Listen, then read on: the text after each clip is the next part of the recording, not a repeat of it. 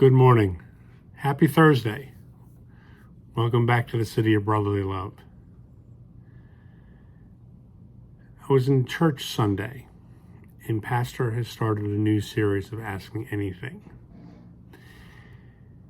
And he addressed three things Sunday, which are really good questions. I'd love to give you the questions, but I don't have them on top of my head.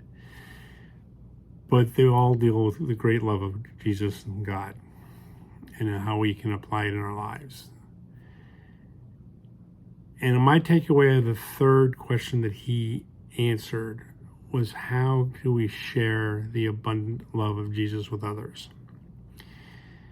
And the gist of what I walked away with what he said was that we have to show them the overflow in our life. And it reminds me of a story. Years ago, we were down at the Outpouring in Brownsville, Revival in Brownsville, whatever you choose to call it. It was a beautiful event. And we sat on one day in line for hours with a Methodist pastor from somewhere in the South. And he had come to check this out. And he went through the service, and there really wasn't a message. But the evangelist Steve Hill, who was speaking that night, felt led to pray for all church leadership in the building. He called down pastors and deacons and prayed for them. It was a very, very powerful service. So as he came back up to the seat next to me, I said, "So what do you think, sir?" And he said he will never be the same. He went home and changed his entire style of preaching. He sought God's face, and he preached from the overflow. The old, "my cup runneth over." It changed his life. It changed the life of the people in his church. And I was thinking about that in the sermon from Sunday over the past couple of days.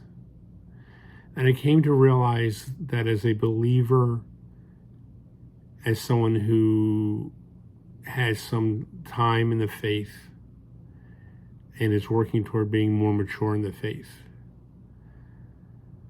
as I start my day with Jesus, I end my day with Jesus. I look for Jesus in everything.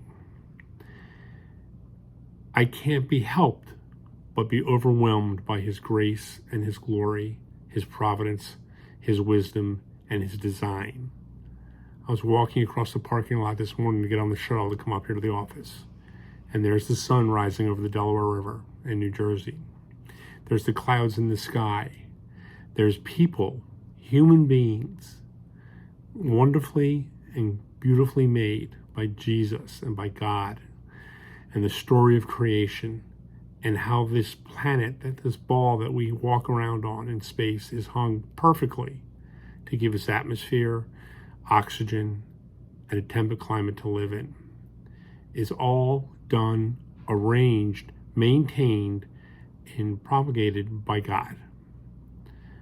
I couldn't do it. Just the idea of how my brain works. I'm in medicine. I understand how the body works for the most part. To think this all happened without a creator blows my mind, and how people can grab a hold of random chance and circumstance in a perfect Palmyra slime pool that got us here. I don't care how many billions of years you think it took. I can't understand that. But I can understand the glory and grace of a God who saved me. And I can rejoice in that. And I can allow the abundance of his joy that's in my heart to overflow, and then show people the amazing love of God, because he amazingly loved me first. It's just amazing to me to see and to feel joy and love by the creator of the universe, who knows every single hair on my head and has to reduce that total every single day. But he knows it. He knows my thoughts. He knows my desires. He knows that I need to know him better.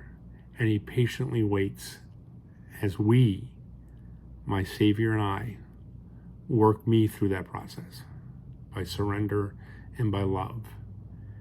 And if you look at it that way, how can you not be happy and have joy and overflowing love of God? We're going to go through bad days. It's going to be hard.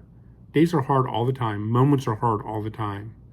But if we look to our Creator, the author and the finisher of our faith, there's joy in that. That said, have a joyous, joyous Thursday. Hope to see you in church. Hope to see you online. Be with God this day. Bye-bye.